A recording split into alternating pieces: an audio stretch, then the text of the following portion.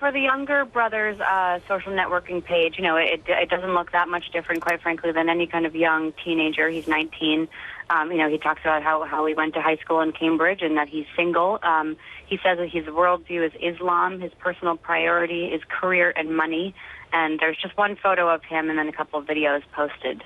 And then the brother, we have a kind of a profile, an in-depth photo essay of his boxing career for the older brother that we found in Boston University magazine that's shedding some light on the older brother.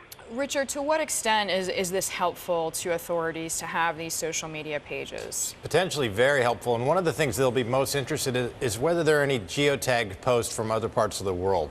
So they will be trying to reconstruct their travel patterns. And I haven't had the opportunity to go through those. But maybe, Esme, you've noticed something. Are there any posts that appear to be posted from anywhere outside of the Boston area? We have a report that the older brother did leave for about 7 months last year to go to Russia. And so that's the only thing so far that is telling us that they have left the country in recent years. Esme, we dug up a fascinating story from the magazine of Boston University, something from the Graduate School of Communications. And it seemed, especially with the older brother, to have really conflicting views about the U.S., saying he didn't understand Americans, but obviously was very into boxing. I mean, we just heard from my colleague's interview with one of his boxing gym contacts.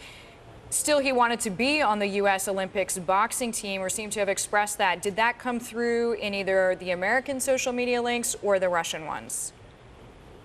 So we don't have a Facebook-like, Russian version of Facebook profile for the older brother. So kind of, what we're going off of is recounts from friends and family members who knew these two. And then again, this BU profile that you mentioned. In that, he kind of talks about his faith. He didn't drink, smoke, or drink alcohol because of his faith. He didn't want to go shirtless when women were present at the boxing gym.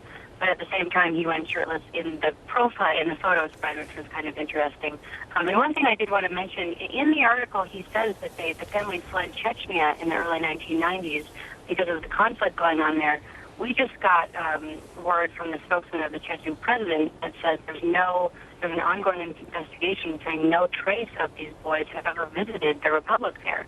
So really conflicting information that we're getting on a lot of different things. Well, in fact, the uncle, when he was speaking impromptu in front of his house, said they'd never been to Chechnya either, so that may come out. One of the things, Deirdre, that law enforcement will do is contact tracing. I mean, it's one of the basic techniques in a major investigation like this.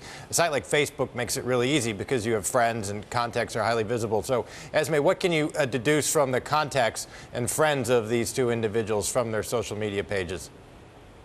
So we talked to mostly friends. We found a lot of friends of the younger boy, describing him as a quiet kid, very nice. He volunteered.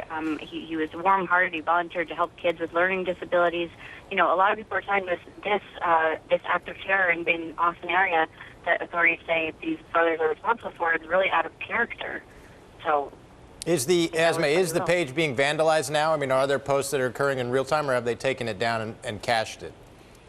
Yeah, on the social network page of the younger brother, there are definitely posts from kind of strangers, as far as we can tell, kind of really attacking him with some vicious language, and they haven't taken it down, so it's still active, it's still up.